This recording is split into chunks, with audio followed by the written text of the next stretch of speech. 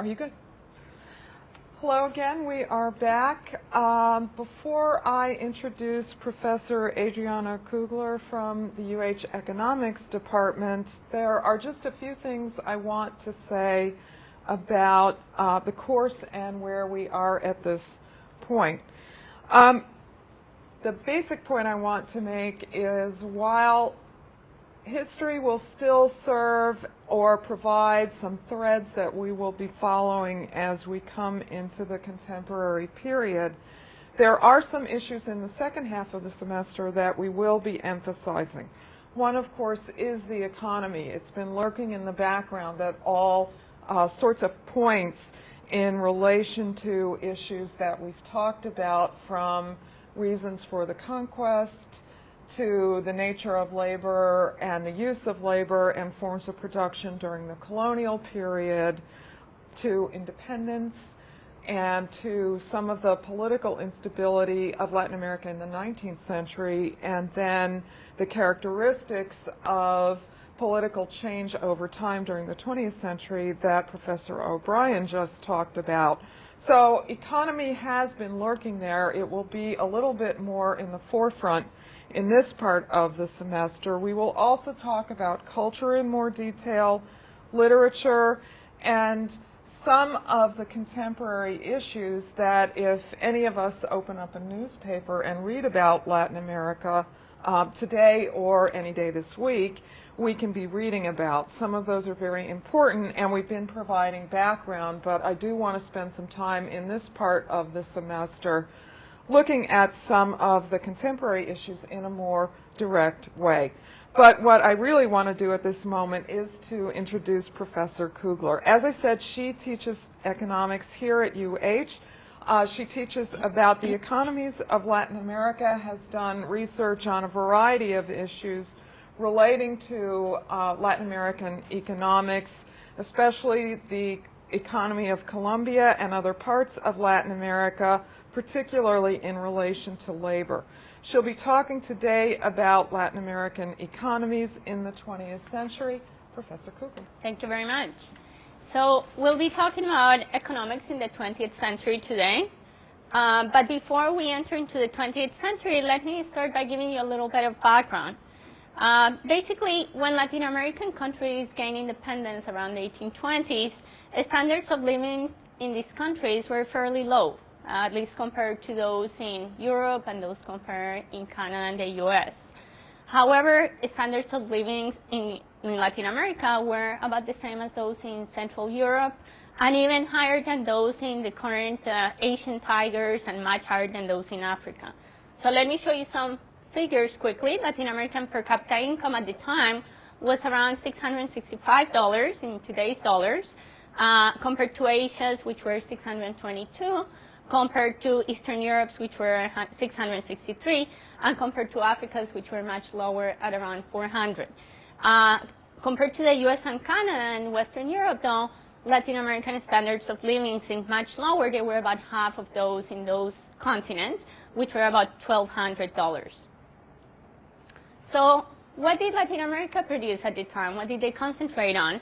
Well, they mainly concentrated on the production of agricultural products and mining. And so the initial integration, actually, of Latin American countries into the world economy took place through exports of primary products. And so at the turn of the century, which is what we're going to look at now, natural resources were the main source of exports to the rest of the world. And in fact, during this time period, Latin America focused mainly on what was known as an export-led growth strategy, and this export-led growth strategy continued up until the first half of the 20th century. So this export-led growth strategy basically meant that growth was based on exports. Exports were the main source of growth for these economies. So let me start talking about this first half of the 20th century.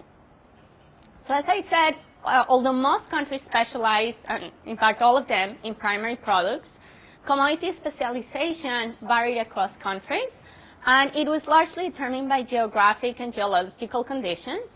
But this commodity specialization was very crucial in terms of export performance and future growth of these countries and the long-term growth of the countries. The table that I will show you below shows how Latin American countries experienced high export growth towards the end of the 19th century, but continued to experience this high export growth during the very first few years into the 20th century. So at the same time, not all countries did the same. Some did better than others. And as you can see in this table, basically, you can see that this export performance looked much better. I don't know if you can see this table very well, but what this table tells you is that basically countries such as Argentina, Chile, Mexico, Brazil, Peru did much better than some of the others. So not all countries did as well as the others did in terms of export performance. Focusing on another measure, and these figures you'll be able to see very well, we can look at exports per head. And exports per head, surprisingly in this period, were even higher than those in the U.S. So you can see exports per head in Argentina were $62, in Chile $45, in Costa Rica $27, in Cuba $64, in Uruguay $50, compared to the U.S. where exports per head per person were $24. And of course, this has to do also with the fact that populations in these countries were fairly small at the time. In fact, population at the time was about the size of Mexico City today. So they have grown tremendously since, but export per head looks even a lot better than export growth. But at the same time, it's important to understand why did some countries did so much better than others in terms of their export performance, whether we use export growth or whether we use this other measure of export per head. Well, the choice of exports was crucial, what exports they chose to specialize on, and also the degree of export diversification, that is how many exports, how many commodities they specialized on. Well, after the decline of the traditional pattern of colonial exports in gold and silver in Latin America, countries concentrated instead in an array of agricultural products. So let's look at what these products were. In terms of mineral, Peru was producing copper, Bolivia tin, Chile produced nitrates. There were other countries which specialized on inputs for industrialized countries. So, for example, Brazil and Peru produced rubber. Argentina and Uruguay produced wool that they sent to England, of course, at the time. Mexico produced Heineken. And Argentina produced cereals and meat. They produced foodstuffs mainly, which were really an important source of growth for Argentina. The rest of the countries mainly focused on tropical luxuries, what came to be known as tropical luxuries. So coffee, cocoa, bananas, quinine, and some products which were used for medical purposes, such as balsam and extracts and quinine. So while many new products were introduced in these countries, not all countries diversified very much. In fact, in most countries, the main commodity that they produced accounted for 50% of their exports in 1913. Only in about 4 countries in Argentina, Mexico, Peru, and Paraguay did the 2 main exports account for less than 50% of all exports. So they relied on one source, on one commodity in terms of their export revenue, which seems to be a very risky strategy. So you can see this export diversification in this table that I have here, and I have basically summarized it for you. I've said that basically there were only these 4 countries, Argentina, Mexico, Peru, and Paraguay, for which the 2 main exports accounted for less than 50% of all exports.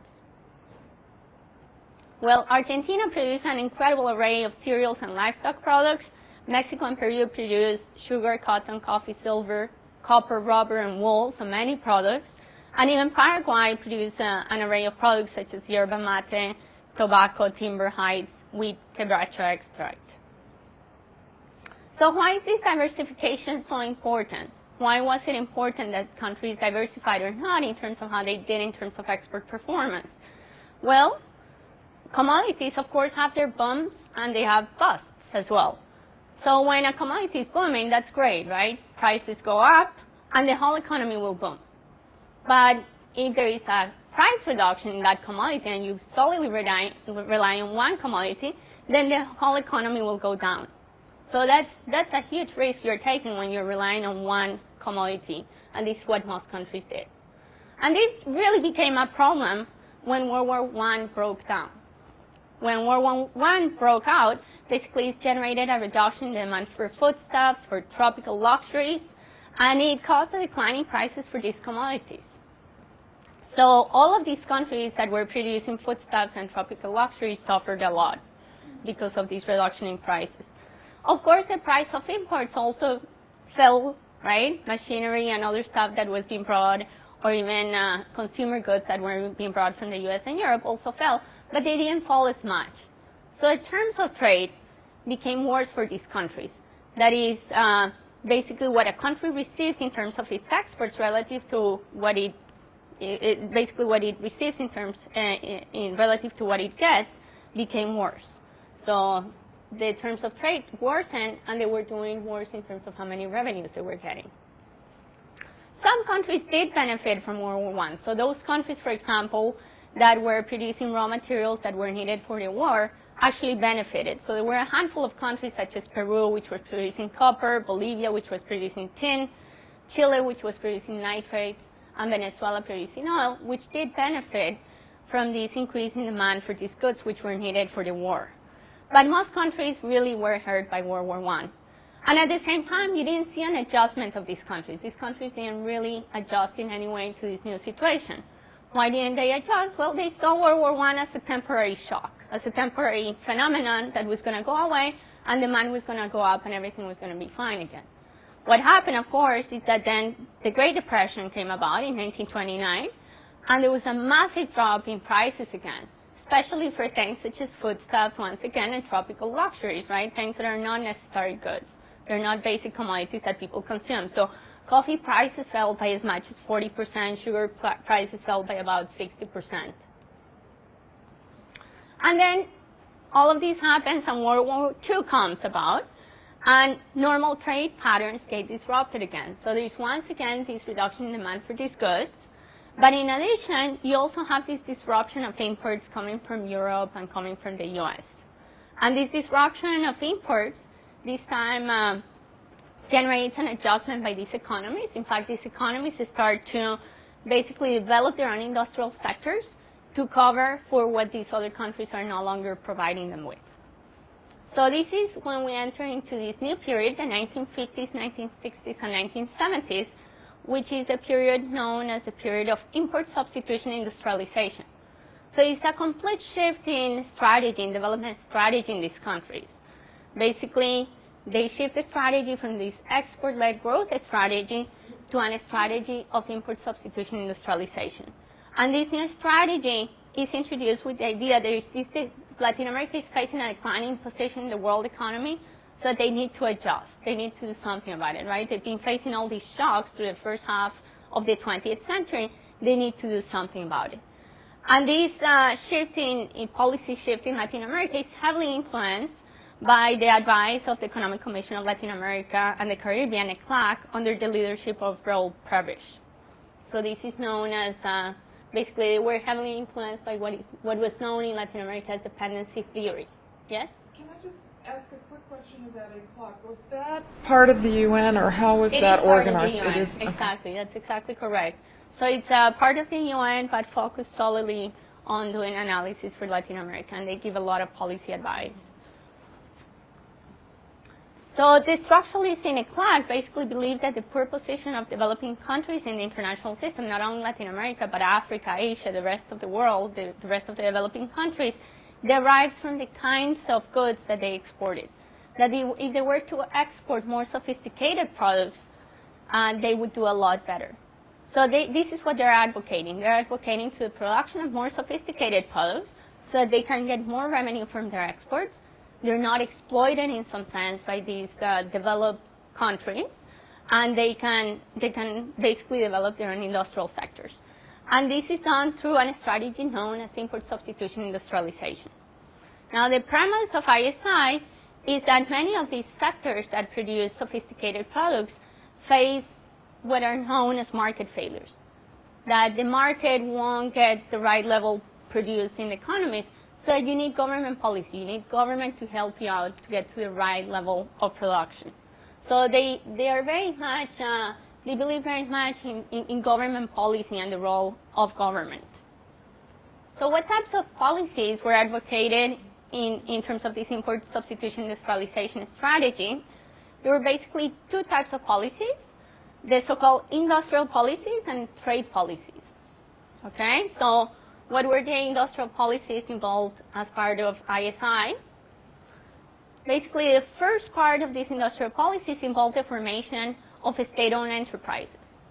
So during this period, the 1950s, 60s, and 70s, a lot of state-owned enterprises get created, especially in heavy industry, in social infrastructure, in sectors that are viewed as leading sectors. They're supposed to drive the rest of the economy. So they very much advocate that.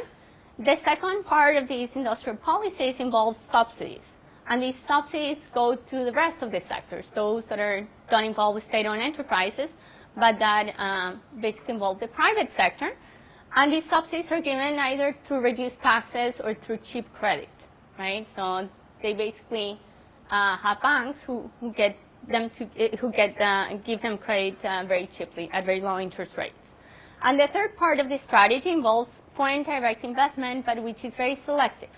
It only involves basically foreign direct investment to provide goods to be able to produce, to develop these industrial sectors. So they provide machinery and equipment, and there is this requirement that this FDI, this foreign direct investment, needs to use internal inputs. It needs to use internal labor, it needs to use internal raw materials, so that they don't bring them from abroad. They're actually creating business and creating income for the countries.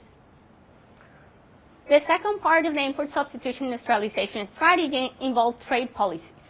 And in terms of trade policies, the first and most important part of it was to impose barriers to trade. So the idea was to increase tariffs, that is taxes on imports, or to impose quotas, that is basically restrictions on how much can be imported from abroad, in order to protect local industry. So the idea was that these were infant industries, and for the infant industry to develop in these countries, you needed to protect them against this international competition. At the same time, the ISI strategy also advocates regional integration. And this regional integration basically has the idea that, okay, we're going to protect our local industry, but we also need a market. We also need demand for our goods. So they enlarge this domestic market by integrating the regional market, so integrating Latin America as a whole. So they eliminate tariffs, but within Latin America, while creating these very high tariffs to the rest of the world. And there are two ways in which you have this regional integration taking place. One is through the creation of customs unions, which creates a common external tariff, so a common basically tax on imports. And the other one is the free trade area, which basically allows each country to set up the tariffs that it imposes on third parties, on third countries here. So there are basically 6 countries in Latin America which fully advocate this ISI strategy, this import substitution industrialization strategy. And those are Argentina, Brazil, Chile, Colombia, Mexico, and Uruguay. Others adopted it initially, but then withdrew away from the ISI strategy, and those involve Bolivia, Paraguay, and Peru, and that occurred mainly for political reasons, in fact, shifts in policy regimes. The rest of the countries kept their export-led strategy. So it's basically 6 countries which fully advocated the ISI model. Now, by the late 1960s, those countries that had fully adopted the ISI model basically saw that the share of manufacturing out of GDP was similar to that in developed countries, about 25%. So they saw a huge increase in the size of their industrial sectors. So it seemed to be very effective that way. On the other hand, most of the goods that were being produced were non-durable goods. So they involved, for example, foodstuffs, they involved textiles. They didn't involve these more sophisticated products that they were hoping for, that the CLAC had hoped for, such as, for example, metal industries or chemicals or other products that could help the rest of the economy in some sense. Why didn't this occur? Well, the reason was that there was no access to finance. There was not enough financing to develop a durable sector. So they basically stuck with these non-durable consumer goods. So while they did develop an industrial sector, it concentrated on non-durable goods as opposed to durable goods, which would have been more desirable. For example, the ability to produce machinery and equipment on their own would have been a lot better than having to rely on FDI. and this did not occur. In essence, there were two main problems with the ISI strategy, which in principle, was a very good idea, but it was just not conceived in the right way. Basically, the subsidies and tariffs were set indefinitely. If they had been set temporarily, it would have worked, right? If you give subsidies conditional on introducing or developing an industrial sector that becomes competitive and eventually starts exporting, then you're in very good shape.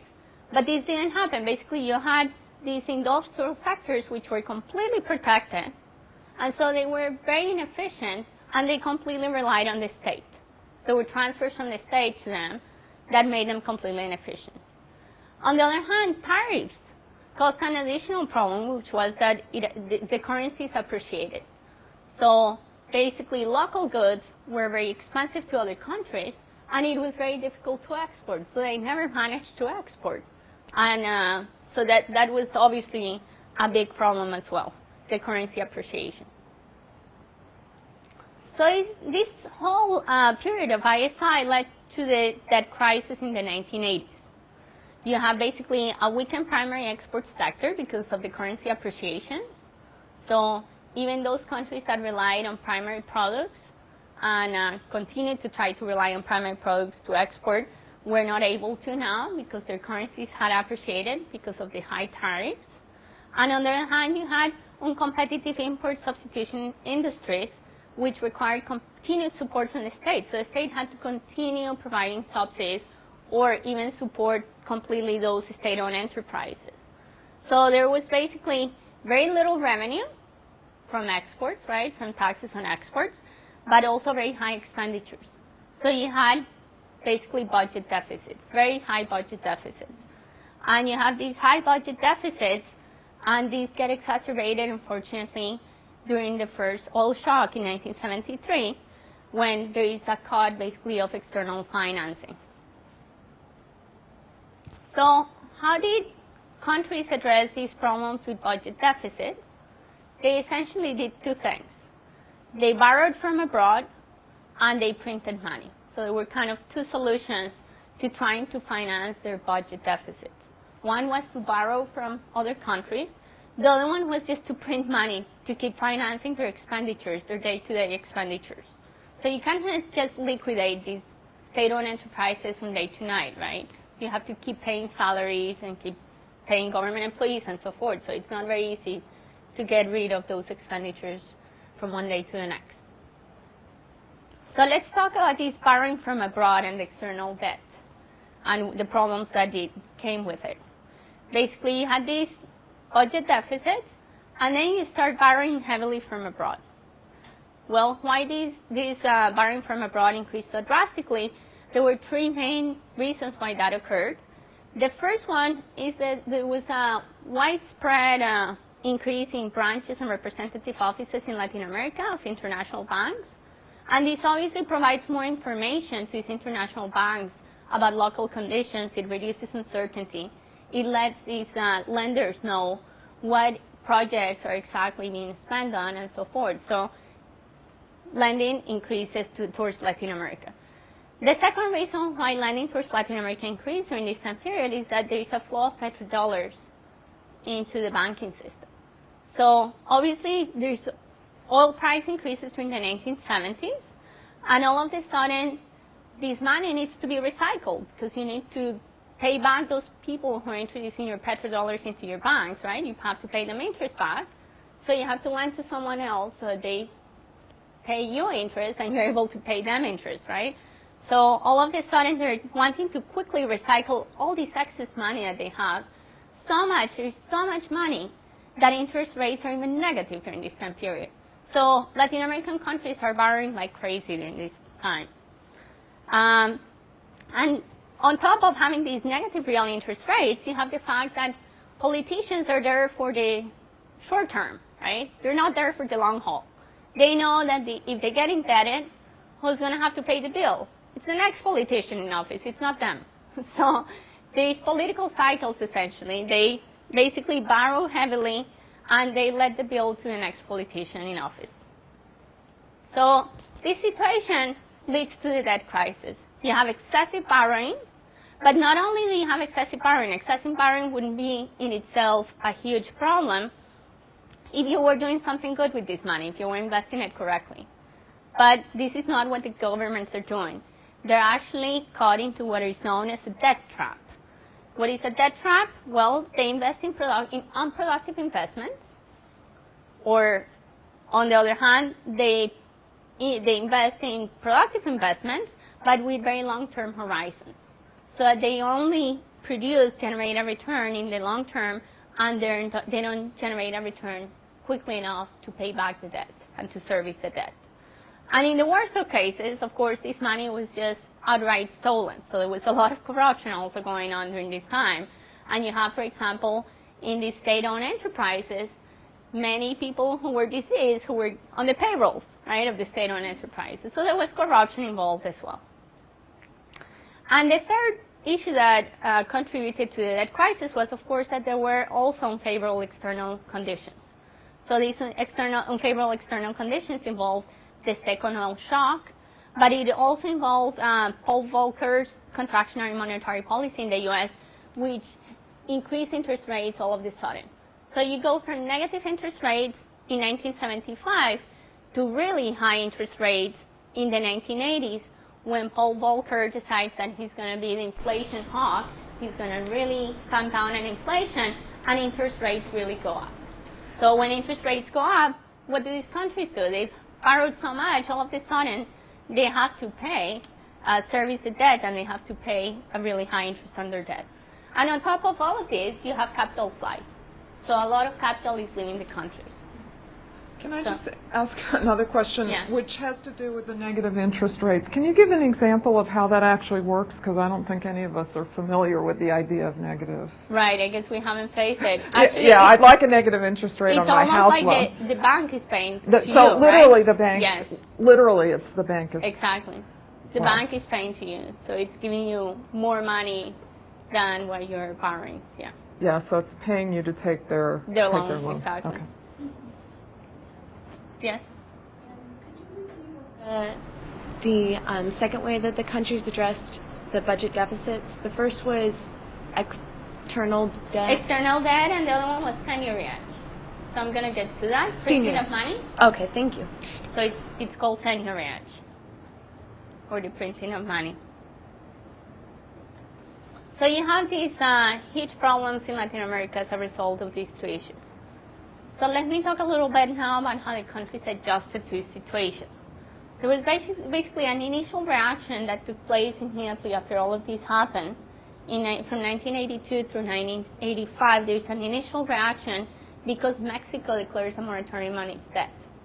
So, of course, you know, the whole banking system, the international banking system, really reacts very strongly to this. In fact, lots of governments in the developed world get involved, including the U.S. government, Japan, and other governments, and they help these countries address these problems. And they essentially see this problem initially as a problem of liquidity as opposed to a problem of insolvency. So they basically think that these countries are living above their means, and what they need is to tighten their belts. So what they do is say to them, well, you need to basically reduce your budget deficits, right?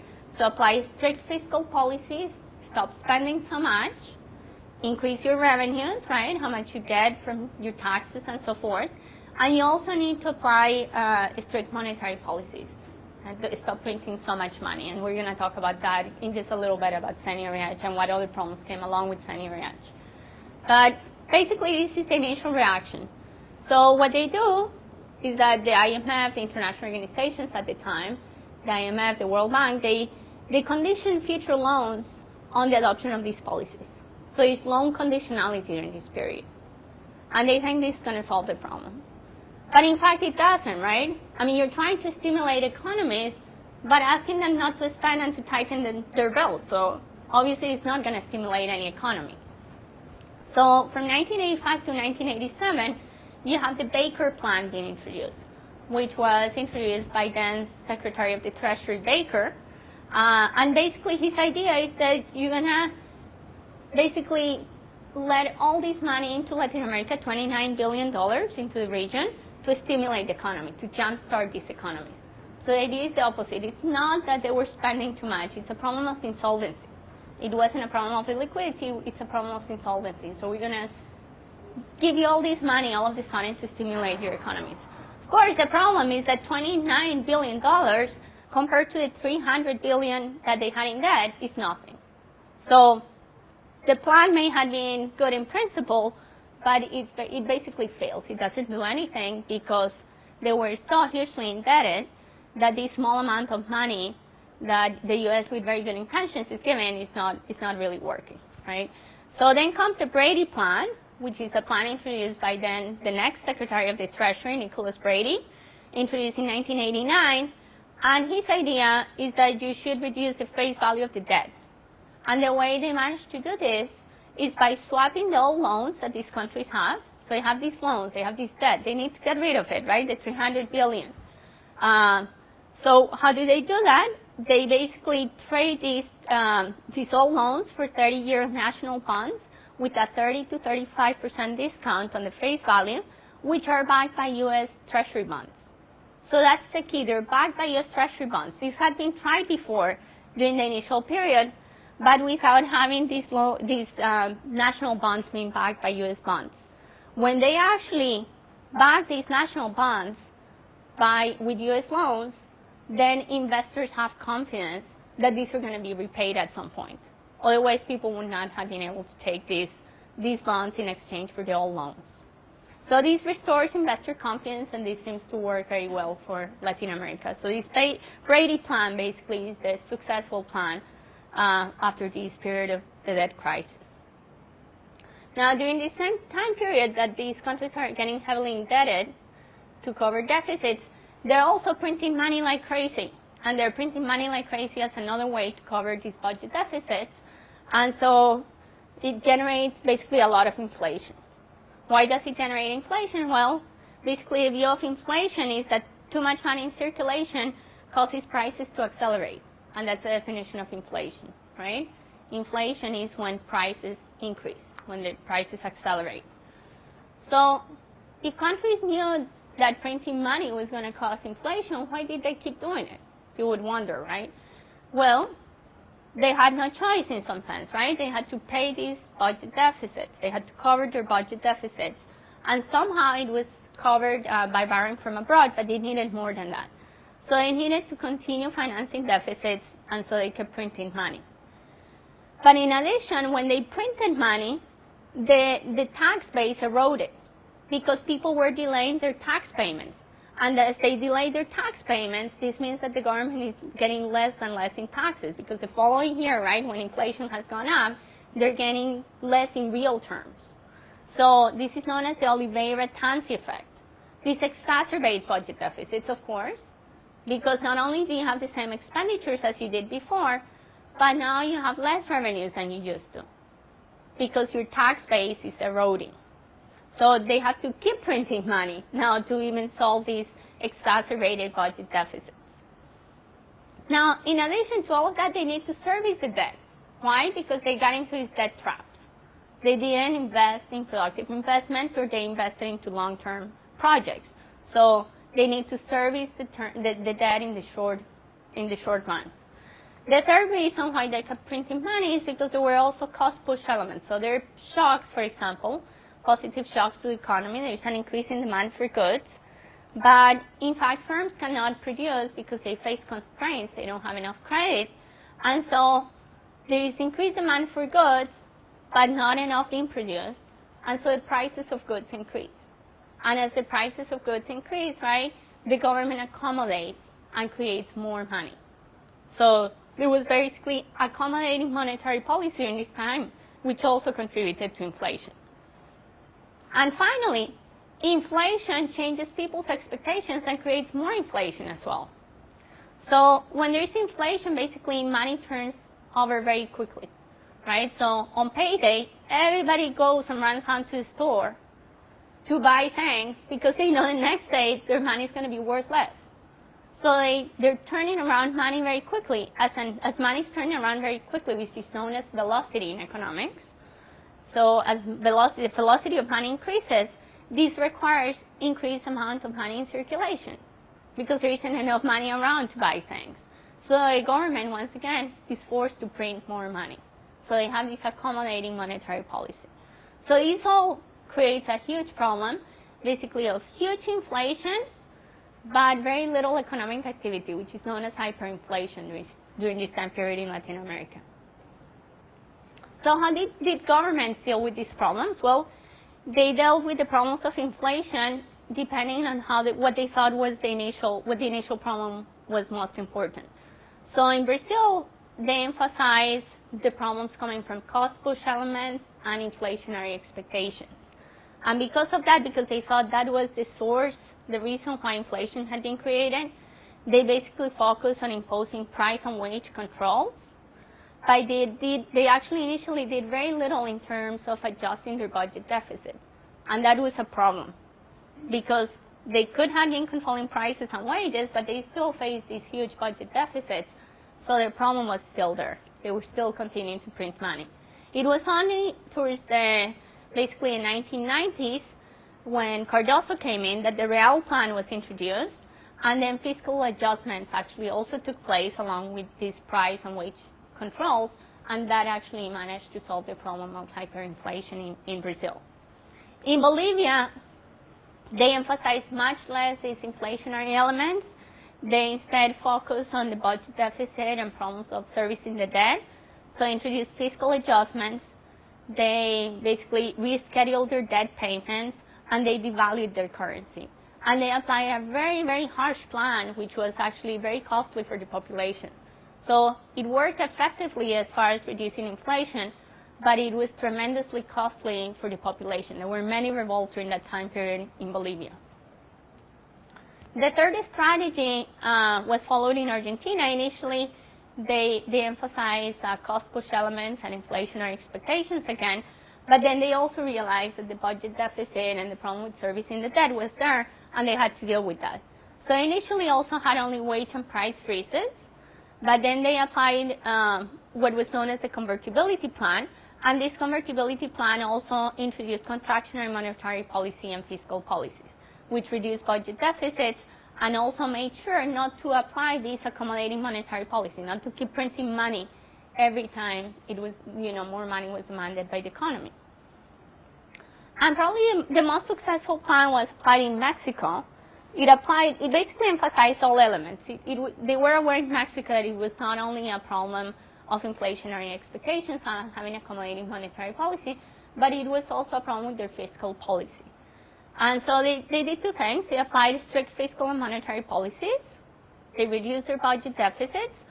But probably the most successful part of this plan is that they applied the Pact for Economic Solidarity, and they had explicit price and wage agreements between government, business, and labor groups, which was very different than what they did in Brazil, for example, where they were hoping that just store managers would not keep increasing prices, and there was no control over that. Here they had an explicit agreement between different sectors in the population. So workers would agree not to ask for salary increases, but at the same time, right, the firms and the producers of goods would also compromise and would also fulfill their part, saying that they would not increase prices. So this plan actually in Mexico was very successful. Now, given the debt crisis and these widespread problems with inflation, the late 1980s and 1990s brought basically a move away from the state in Latin America.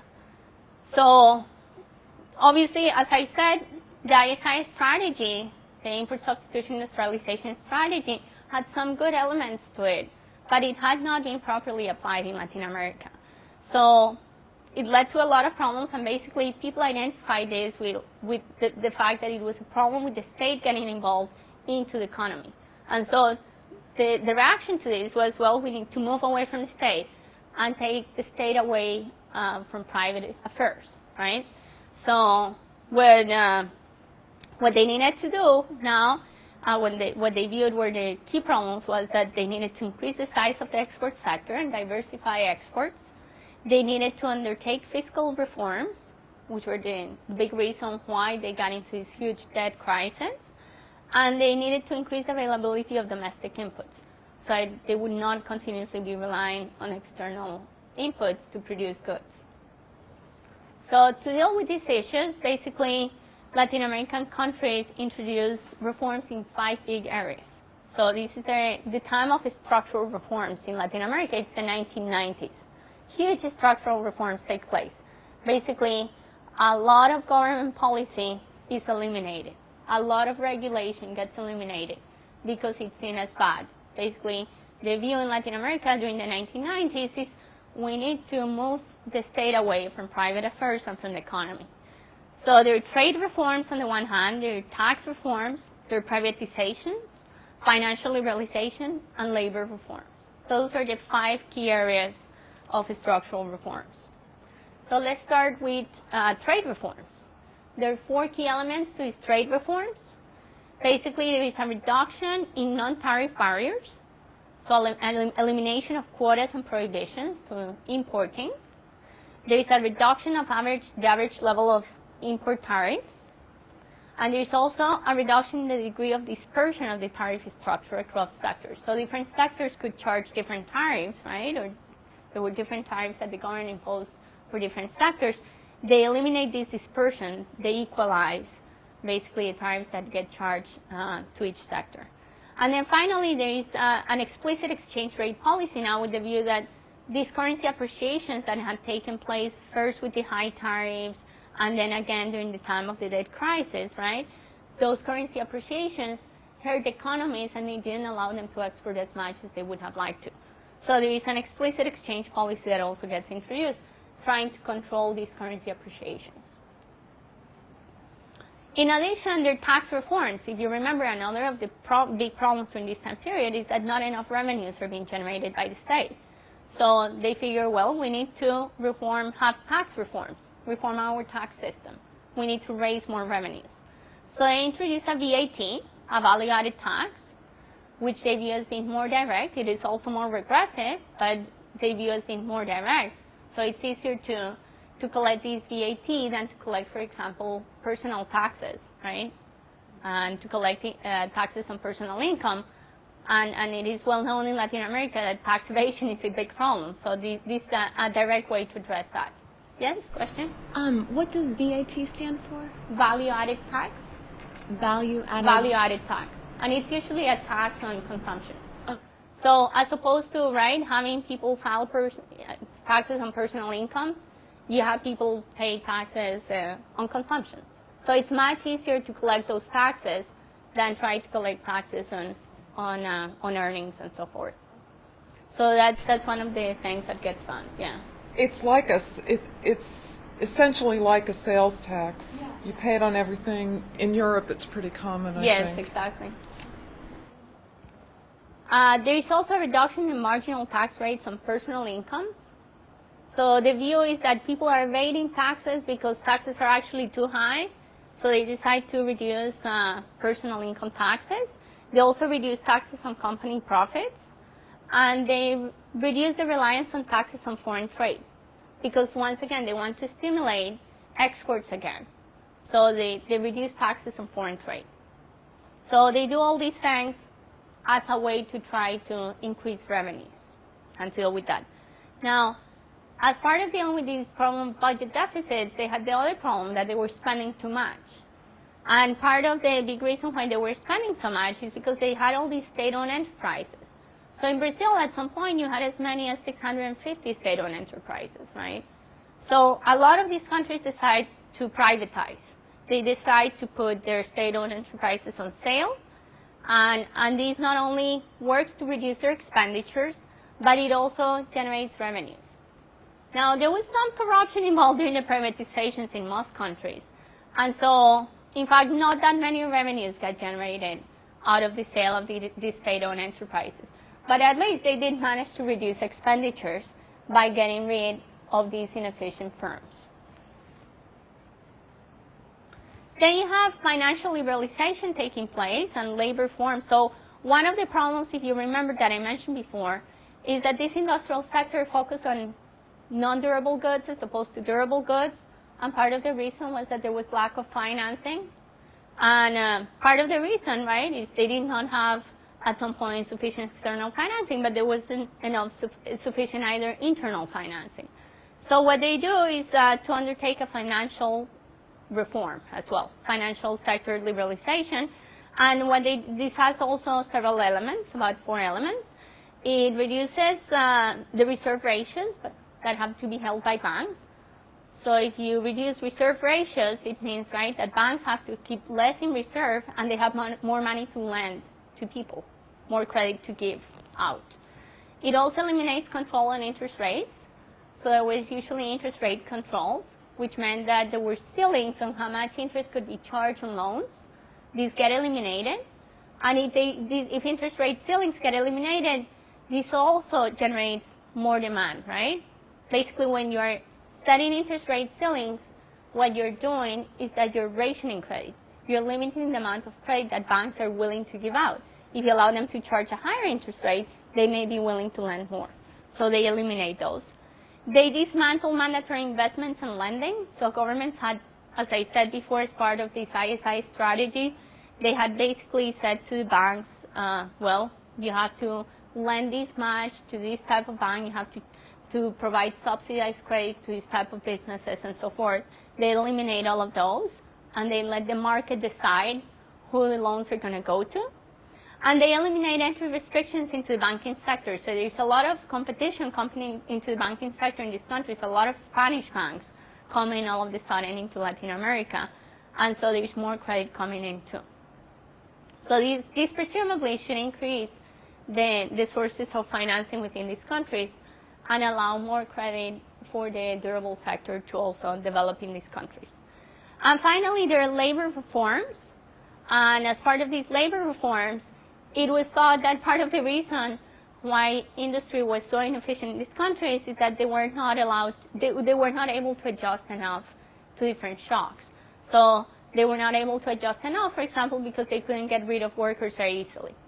Because there is unjust dismissal provisions when you dismiss workers in most Latin American countries prior to the 1990s. You had to pay very high severance payments if you wanted to get rid of workers, or you had to give mandatory notice and things like that. So it was very easy for firms to actually adjust. And the other thing that they do is to reduce payroll taxes. So presumably they think that these firms are having to pay too much for workers, and so they reduce payroll taxes too. So there is a huge amount of reform going on during this time period in Latin America. Let me talk a little bit about some of the evidence in terms of what the effects of these reforms were. So there is some evidence of increased productivity.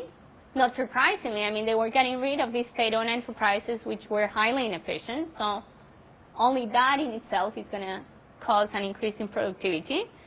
There was a reduced anti-export bias, and that's not surprising given that tariffs were eliminated or almost eliminated, and non-tariff barriers were also eliminated in most countries. There was a reduced level and volatility of fiscal deficits. Not surprisingly, now there were more revenues being received because of the reforming the tax system, but also because there was lower expenditures on the government side. They no longer had to kind of support all of these state-owned enterprises. And there was increased savings during this time period. On the other hand, you don't really see that there is an increase in investment.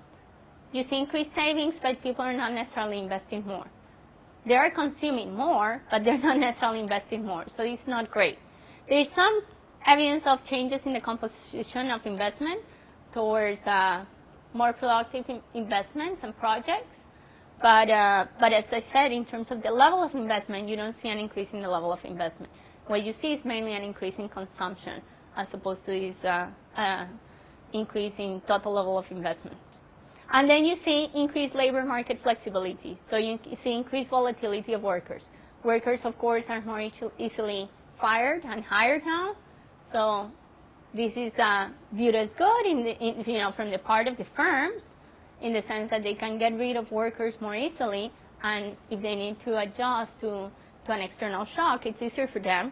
But of course, this generates an increased vulnerability from the part of workers. So it has costs and benefits. And those are the real costs of these structural reforms. It falls on workers. It falls on the people, the same as the regressive tax reforms that took place. they came down mainly on the side of workers and the poor in these countries. And there is increasing inequality also as a result of these reforms, right? There's less protection, and the more vulnerable become even more vulnerable. So there's increasing inequality during this time period. Well, this first half of the 90s seemed rosy, in fact.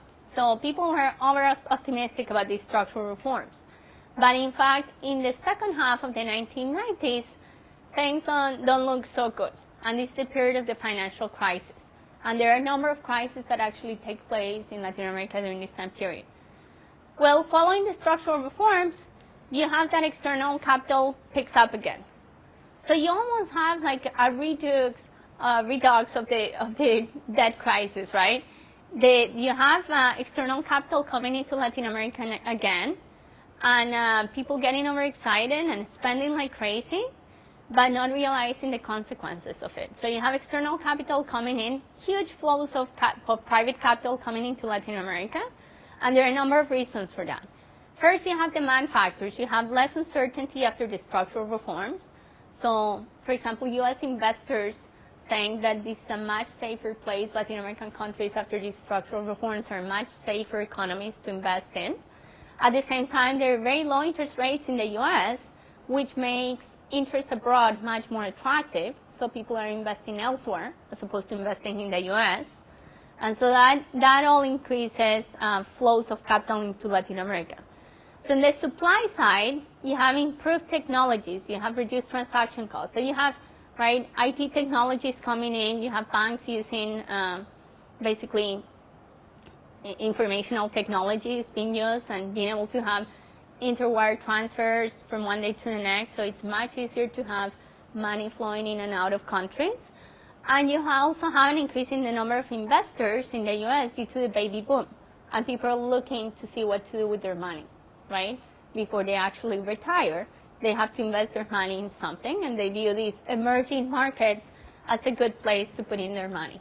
So you have huge inflows of capital into Latin America, which include bond purchases, but also portfolio equity and foreign direct investment. Now, there are costs and benefits of these capital flows to Latin America. Of course, it is good because they have, once again, an increased source of financing in their economies. They have new infrastructure, and they also have increased access to knowledge, for example, through foreign direct investment. So multinationals come in, maybe they send their employees, and they bring workers who have knowledge that can be transferred to national workers and so forth. So there are certainly some benefits involved with these capital flows coming into Latin America. But on the other hand, these are generally short-term flows, right? For example, portfolio equity and bond purchases are fairly short-term flows, and so they generate a lot of volatility. There's a lot of volatility. Just like this money could be there today, it could be out tomorrow, and this is exactly what happened. These flows of money also cause exchange rate to appreciate. So you once again are into this problem of exchange rate appreciation. You have that Latin American economies are finding it hard to export because their exports are very expensive, because their currencies have appreciated once again. So you have an increased supply of funds as well, and this lowers interest rates and it lowers savings. And that's another problem. People are not saving as much and they're not investing as much. So flows of money can be very good in some ways, but they bring certainly many costs. And these costs were seen certainly when there were large outflows of money in Latin America during the second half of the 1990s.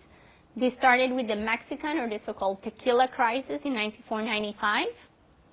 So you have Mexicans basically facing this large current account deficit, partly because of this appreciation of the peso. And you have that they're not being able to export, right? And they have that they're not getting in, they are also faced with budget deficits and not being able to finance their spending. And so you have all of this sudden, all of these reforms trying to be implemented in Mexico once again. They basically they're trying to keep the exchange rate fixed by using their international reserves and buying dollars, so taking them out of the system so that would depreciate the peso. They're also speeding up privatizations. They're trying to open up the banking system, so create more competition, and they're raising interest rates to try to increase savings and increase investment. But the problem is it all comes too late. Basically, they've done this, but they do it too late, and so basically there is loss of confidence from international investors in Mexico, and there is huge outflows of capital out of Mexico, but not only out of Mexico, but out of the rest of Latin America. So it's a contagion effect. Not only does Mexico, which is the one facing actually all these problems, gets affected, but the rest of Latin America actually gets affected. And during this time period, on top of that, there is all the political instability going on as well. You have the Chiapas revolts. You have the assassinations of many PRI leaders going on. So there is lots of confidence for sure by international investors, and they pull their money out not only out of Mexico, but out of the rest of Latin America. So all of a sudden, all of Latin America is, had all this huge inflow of capital that had made their economies very well off, and all of a sudden they're left with nothing. So what are the lessons that they learned from this Mexico crisis? Basically, they learned that it's very dangerous to keep a fixed exchange rate and to try to keep using international reserves to keep it completely fixed, right? So they had kept the exchange rate fixed, and if you don't have enough international reserves, there's at some point you're not going to be able to keep it at the same price vis-a-vis the dollar. And then there's too much short-term capital. They need to encourage more long-term capital. So short-term capital is not a good thing for these economies because it generates a lot of volatility. So those are the two lessons learned. So even though Mexico learned it, there are other crises that also hit Latin America for the rest of the decade, and that's the Asian crisis in '97. So even though it happened in Asia in the summer of '97, because foreign investors, international investors were fairly uninformed, they associated, the crisis in Asia with any crisis that was going on in any other emerging market. So basically, you have this loss of confidence in currencies of the Asian tigers.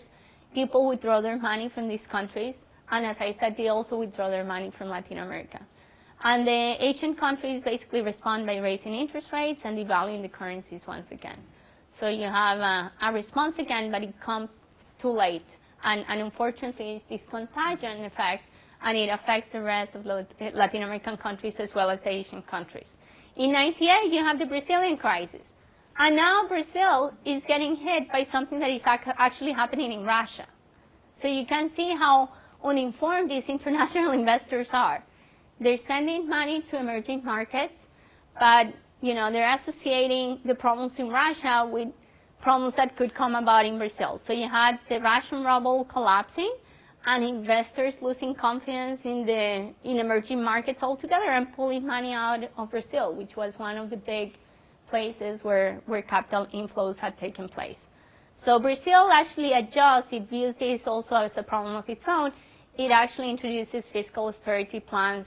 It's forced to abandon, once again, the fixed exchange rate. So it hadn't learned that from the Mexico crisis, and they also tried to do the same thing that Mexico tried to do, which is to try to keep a fixed exchange rate. But in fact, they have to abandon this idea. And in 2001, 2002, you have Argentina facing a similar crisis. In this case, you have that Argentina is using its capital inflows to finance the gap between domestic consumptions and savings. So instead of investing this money that is coming into the country, they're actually using for pure consumption. They're not doing anything productive with this money. So, you had all these structural reforms supposedly for a reason, trying to make firms, get rid of inefficiencies in the system, in the economy, and so forth. But now they're just repeating some of the same mistakes that they had done in the past, some of the same problems that they had faced during the ISI period too, when they were investing in unproductive projects. Or in this case, not even in unproductive projects. They're not even investing at all. They're just consuming altogether. And on top of that, you have that the Brazilian devaluations actually made Argentinian exports it makes it very difficult for Argentina to compete with Brazilian exports. So Argentinian exports become very expensive because Brazil has actually chosen to devaluate back in 98. So what happens as a result of this, investors pull out of Argentina as well, and the way they respond is the same way the Asian tigers responded, the same way that Brazil responded, by raising interest rates, introducing fiscal austerity plans, and devaluing the currency to make their exports more competitive. But at the core of this, there are some issues that really are still unsolved in Latin America. So although you really have that a lot of progress maybe was made during the 20th century in Latin America, reforms, experimentation with different types of policies, some failed, some succeeded. There's certainly a development of the industrial sector, which had more diversification in terms of the primary products that they produce. So increase certainly in GDP relative to where they were back at the time of independence. There were still many obstacles to growth in the region. And I think there are basically two key obstacles to growth in the region. One is basically that they're weak institutions. So there's too much corruption in the region, which generates a lot of uncertainty. So a lot of what we see is, marked by corruption, what happened during the ISI period. The strategy itself was good, but it involved a lot of corruption. So a lot of these SOEs, the state-owned enterprises, became inefficient. During the privatizations, when they were actually privatized, a lot of the money that got generated kind of disappeared because of corruption once again. When capital comes into Latin America, it's all good, but investor confidence gets lost. Why? Because there is a lot of corruption going on and a lot of uncertainty in terms of the environment. And there are in general very weak formal and informal rules in society. You don't have clear property rights in many cases, although they've improved. But all of these things basically reduce investment, they create greater uncertainty, and they reduce growth. So at the end, that's one of Latin Americans' still big problems in terms of economic growth. It comes down to, we were talking about the exchange with other disciplines, it comes down to politics as well, right? Having good political institutions also matters a lot in terms of growth and in terms of economics. You need to have a very clear set of formal and informal rules of how things work in society in order to be able to stimulate growth, to reduce to increase investor confidence and to reduce uncertainty. And the second huge problem that remains in Latin America is the problem of inequality and poverty. So inequality and poverty still remains a big, big problem. So although Latin America has certainly a much higher GDP per capita than it used to have, basically the proceeds of this growth have been shared unequally in society. And this unequal share of the proceeds of growth generates problems of political instability as well. And political instability is basically a problem for growth as well. If you don't have political instability, you're not going to have growth because you don't have stable rules of the game. You also have, when you have a lot of inequality, you have reduced demand. You have a huge part of the population that just consumes basic goods. So how can you produce really durable goods as opposed to non-durable goods, right? How can you move beyond producing foodstuffs and textiles if you don't have people who can buy electrodomestics, if you don't have people who can buy electronic goods and so forth? Because they're basically meeting their basic needs day to day. So you don't have enough demand. This reduces demand as well. And this is also another reason why growth is not so high in these countries. And finally, if you have a lot of poverty and a lot of inequality, you don't have collateral. And if you don't have collateral, you don't have access to credit. And if you don't have access to credit, you cannot invest in education, you cannot invest in human capital, but you cannot also invest in physical capital. So that's not going to generate growth.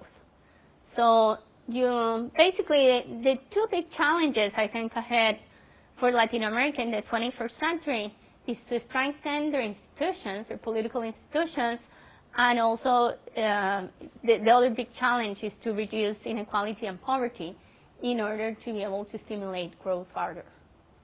So those are the big two questions. So I think that's, I wonder if there are any questions? I have some if nobody else. I have some if nobody else does, but maybe this, we can see if the students have some questions first.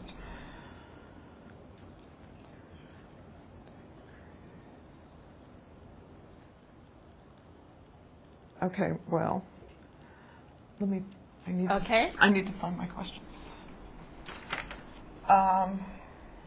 Okay. One, I think that relates to the last point you were making has to do with why it's been so difficult, let's just say in the second half of the 20th century, to develop and sustain a middle class. Because I think in Mexico, which is the country I'm most familiar with, but I think the problem's broader than in Mexico, that's really been difficult because the economic growth of earlier periods helped the middle class to develop, but it doesn't even stay, I think, stable in size, let alone steadily grow. I think, I mean, certainly as we saw when we talked about the structural reforms, right? Mm-hmm. Well, let's go back, in fact, to the debt crisis and to the fact that, right, who do prices generally hit hardest? They hit the poorest hardest. Not, I mean, the richest are going to get richer relative to the others, because the crises are going to hit generally the poorest the most. The same with inflation. Inflation hits the poorest the most, right? Those are the people who have liquid assets, right? Not who can send their money abroad and who can protect their assets elsewhere. So certainly that's going to hit the middle class and the poor. So that period certainly was not very helpful in terms of sustaining middle class. Those people are becoming poor and they're joining the poor. So instead of remaining a middle class, they're all of a sudden joining the poor. And then you have during this time of the structural reforms, you have all these tax reforms, for example, which are really hurting the middle class too. A lot of the tax reforms are very regressive. So the VAT that we talked about, but also this reduction in the tax rates, right? The reduction in the tax rate is going to benefit most the richer, right? So, and the same with the taxes on company profits, that's going to benefit the capitalists, the owners of capital. So a lot of the tax reforms were really aimed at hurting mainly the middle class. And if there was a middle class, those people are now going to be joining the poor. So I think, and the same, right, so the second half of the 90s, we have another period of crisis, the financial crisis. All of these outflows of capital, right, companies shutting down and so forth with the tequila crisis in Mexico. Who's that crisis going to hit the most? It's going to be the poor, those people who have no protections and who are very vulnerable. Because, in fact, the welfare state in Latin America is minimal. I mean, there is very few safety nets in many of these countries, so you don't have much protection. So if you get hit by a crisis and people don't have savings because they're living day to day, then those people will be joining in the poor. So I think that's probably a big reason for what has happened. Just a quick comment about the VAT for students. The way that concept is debated in the American economy is the term that tends to get used is a national sales tax. Right. And it is very regressive. Because if somebody who's poorer buys a car and somebody who's wealthier buys a car, let's say they buy the same car, the person who's poorer, that amount of money he or she has laid out is a much greater proportion of their total capital than somebody who's wealthier. So that then the sales tax that's paid is much greater, and it's a lot more regressive than a personal income tax, which in theory at least is the amount is related to the amount of money that you make.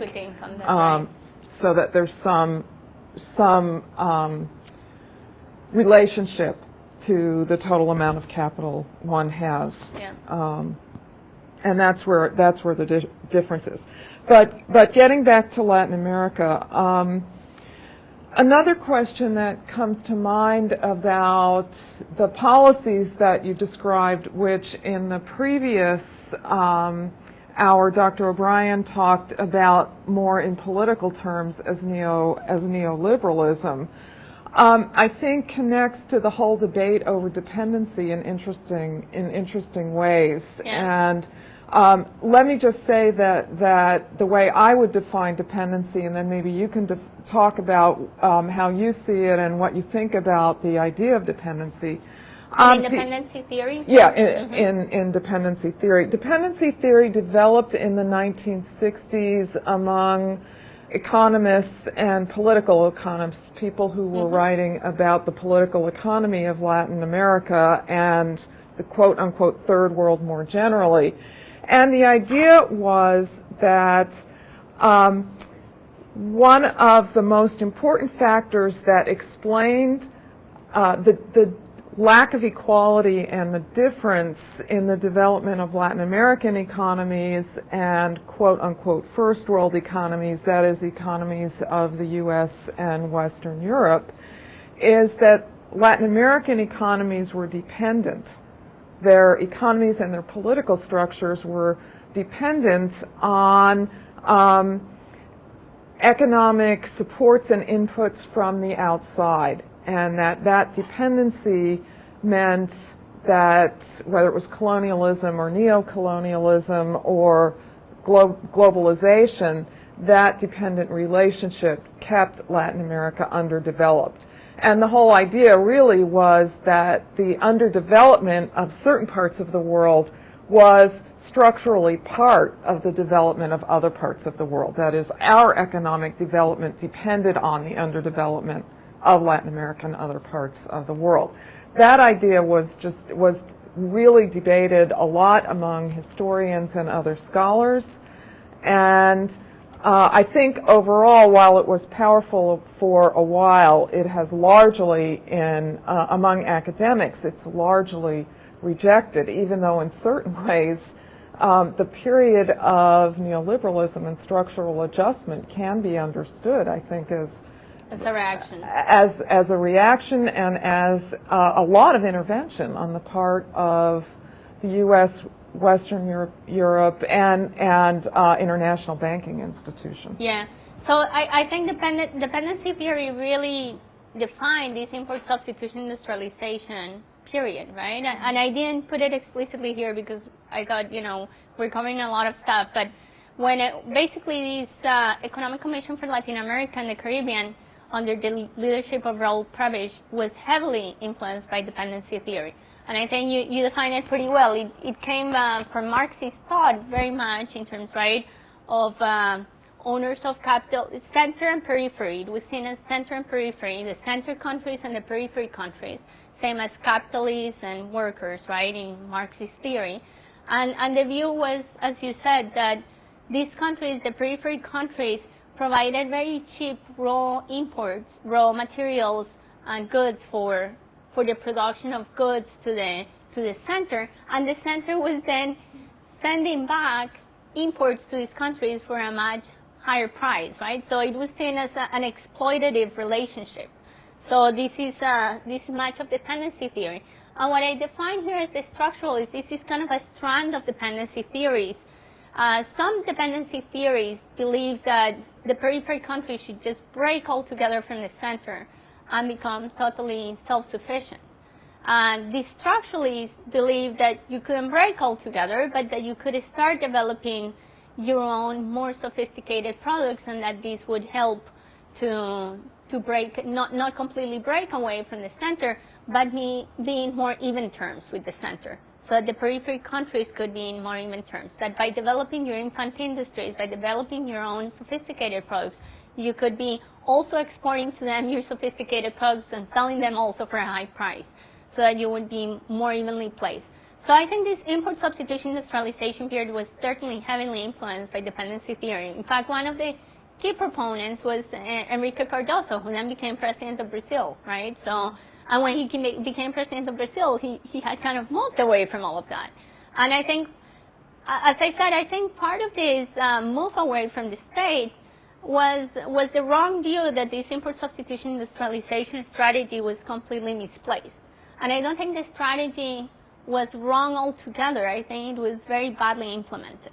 I think there were some elements of it which made a lot of sense, like the fact that to produce a lot of these sophisticated products, you need policy and government intervention because there are market failures. There's some truth to that. But I think basically these firms became completely dependent on the state, and they became inefficient. So this infant industry never really developed to be able to turn into an export sector, into a competitive sector. So it is true that the reaction was kind of to go all the way to the other end, and was to say, okay, let's get rid of the state as much as possible altogether, and let's implement all these structural reforms. And as I said, I think the big problem with structural reforms, there were many benefits to it, but the big problem was that it was implemented without providing any safety nets whatsoever for the poor. So it generated, exacerbated existing problems in Latin America of inequality, of poverty, which feed back into growth. It reduces the growth of the region because as long as you have inequality and you have poverty, you have people with credit constraints who are not able to invest in education, who are not even able to invest in capital, who are not going to demand goods, who are going to rebel, and who are going to generate political instability as well. So all of those aspects are certainly barriers to growth. And what's interesting in a sense is that the reaction against the structural adjustments or neoliberalism is politically, in certain ways, as parts of Latin America turn more to the left. In some places, I think in some of those places there is an interesting and useful political and economic debate. In other places, possibly such as Venezuela, there is a sort of return to an older style of politics that may not be useful, and we're almost out of time. No, I completely agree. I think that's totally right. I think Venezuela is not justifying its current policies to such a well-thought strategy as when import substitution industrialization was realized, right? So it's unfortunate. Thank you very much. Okay, thank you.